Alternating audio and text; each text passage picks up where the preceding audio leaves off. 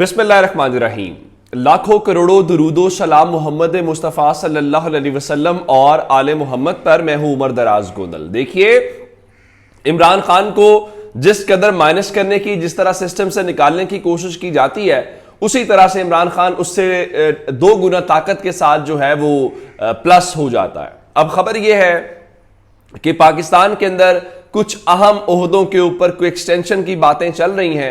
बहुत सारे दावे लोग कर रहे हैं कि वो असल में जी नवाज शरीफ फलां शख्सियत के साथ कंफर्टेबल हैं, तो इसलिए फलां शख्सियत को ओहदे के ऊपर बरकरार रखा जाएगा। इमरान खान का तो कोई ऐसा भी मुतालबा नहीं है कि फलां शख्स को हटा दिया जाए, फलां शख्स को रख लिया जाए, फलां शख्स को इजाफी इख्तियार दे दिया जाए, बिल्कुल भी नहीं।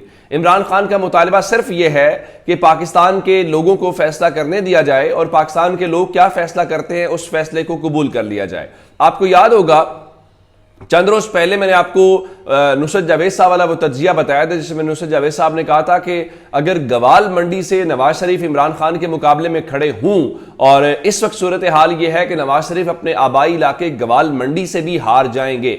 अब जो मैं आपको कह रहा हूं कि इमरान खान की क्लियरेंस रिपोर्ट आ गई है, तो आजकल बहुत सारे लोग ऐसे हैं जो मुस्लिम लीग नून का केस तो लड़ते ही लड़ते हैं, लेकिन मुस्लिम लीग नून से ज्यादा चूंकि मुस्लिम लीग नून की तारें आजकल कहीं और मिली हुई हैं, तो जहां तारें मिली हुई हैं वो वहां से चीजें लेके आते हैं या उनकी जबान बड़े अच्छे तरीके से बोलते हैं। तो आजकल जो उनके मुंह से अल्फाज निकलते हैं, अब वो ये मत समझिएगा कि वो उनके अल्फाज होते हैं, आप यूं समझिएगा कि कहीं और किसी और जगह के ऊपर जो है जो असल फैसला साज हैं, जो असल ताकत वाले हैं, ये उनकी रिपोर्ट्स है, उनकी चीजें हैं। अब जब मैं आपको कह रहा हूं कि क्लियरेंस रिपोर्ट है, देखिए पाकिस्तान के अंदर कुछ सियासी हकीकतें हैं। मिसाल के तौर के ऊपर जो पंजाब है वो पाकिस्तान का, पंजाब जो लाहौर है वो पंजाब का फैसला करता है, और पंजाब का फैसला पूरे पाकिस्तान में असरअंदाज होता है और उसका एक इम्पैक्ट है। उसकी वजह क्या? उसकी वजह यह है, आप देखिए ना, लाहौर सिर्फ शहर की बात करें तो लाहौर शहर की 14 जो कौमी असम्बली की नशिस्तें हैं। अब सिर्फ अगर एक शहर से 14 कौमी असम्बली की नशिस्तें हों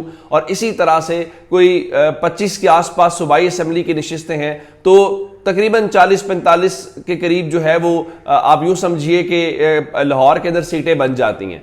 अब अगर आप इतनी सीटें लाहौर से ले लें, यानी जितनी MKM या फजलुर रहमान की नशिस्तें होती हैं उतनी पूरे लाहौर की सीटें हैं, तो आप उससे अंदाजा लगा लीजिए लाहौर की अहमियत का। लेकिन अगर आपको ये बताए कि अभी राइट नो अगर इलेक्शन हो तो लाहौर में से 10 से जायद सीटें, ये बहुत इंपॉर्टेंट बात है कि उसमें इमरान खान की है, तो अगर ये बता दिया जाए तो फिर इसका मतलब क्या है? इसका मतलब ये है कि जनाब, ये क्लियरेंस रिपोर्ट बता रही है कि लाहौर क्या, पूरा पंजाब आपके हाथ से गया है। और अगर पूरा पंजाब गया तो इसका मतलब क्या है? इसका मतलब बहुत वाजे है कि ओवरऑल इमरान खान ग्राउंड के ऊपर है, उसका वोटर खड़ा है और उसका वोटर जिद में वोट देगा।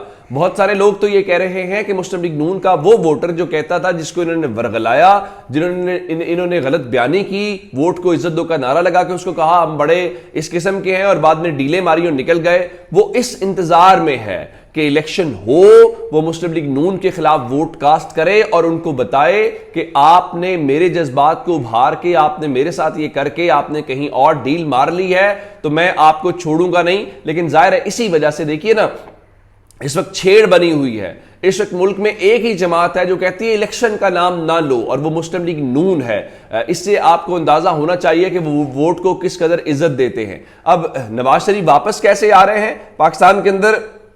जिस शख्स को भी बिठाया गया है निगरान वजीर आजम के ऊपर, हालांकि उसको खुद भी पता नहीं था वो निगरान वजीर आजम बन जाएंगे वो साहब, और वो किसके नुमाइंदे हैं, किन के नुमाइंदे हैं, आप सब जानते हैं। वो सियासी जमातों की क्या मजाल थी, अनवारुल हक काकड़ को वजीर आजम लगा देते, तो अनवारुल हक काकड़ कहते हैं नहीं मालूम नवाज शरीफ किसी डील के तहत आ रहे हैं या नहीं आ रहे, आपकी क्या मजाल है? आपकी टेबल के ऊपर अभी आप एक्सटेंशन की एक फाइल आएगी, आप उसके ऊपर कहिएगा मैं दस्तखत नहीं करता। और निगरान वजीर आजम लग रहा है कि निगरान नहीं है, ये तो प्रॉपर गवर्नमेंट है। जिस तरह से PIA की निजकारी का अमल तेज करने के हवाले से बातें की हैं, दीगर वो बातें कर रहे हैं, और इतना शौक है इन साहब को कि वो रोजाना की बुनियाद के ऊपर, जैसे किसी डॉक्टर ने उनको कहा है तो वो उसके ऊपर रोजाना टीवी टॉक शोज में बैठते हैं, रोजाना की बुनियाद के ऊपर अपने इंटरव्यूज देते हैं, हालांकि जो उनका अपना काम है इलेक्शन के ऊपर, उसके ऊपर कोई काम नहीं कर रहे। और इलेक्शन के हवाले से वो कहते हैं जी मेरे ख्याल में मुनासिब वक्त में आम इंतखाबात हो जाएंगे। हालांकि ये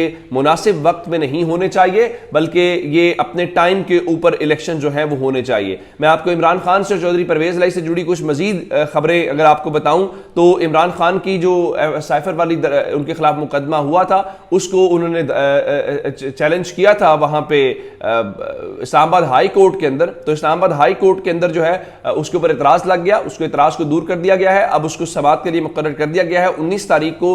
अगर ये FIA ने जो मुकदमा दर्ज किया उसके ऊपर कोई इस्लामाबाद हाई कोर्ट ने हुक्म दे दिया, जो कि इम्कान बड़ा कम होता है, और चूंकि वहां पे इमरान खान के सारे केसेस जो है वो जस्टिस आमिर फारूक अपने पास रखते हैं। और यही जब मामला PDM कहती थी जस्टिस बंदियाल जो है वो हम ख्याल बेंच है, हम ख्याल जजेस हैं, वो अपने खिलाफ अपने पास ही क्यों रखते हैं, उसी तरह से ये सवाल भी होना चाहिए कि इमरान खान के केसेस जो हैं वो सारे के सारे जस्टिस आमिर फारूक के पास ही क्यों रहते हैं। फिर जस्टिस आमिर फारूक फैसला महफूज कर लेते हैं, उस फैसले को महफूज करके मालूम नहीं कहाँ रख देते हैं। मसलन इमरान खान ने कहा कि मेरा साइफर वाला मामला जो है वो अटक जेल में समाअत होनी चाहिए कि नहीं होनी चाहिए। जज साहब ने मुकदमा के ऊपर उस दरखास्त के ऊपर जो केस था उसका फैसला महफूज कर लिया।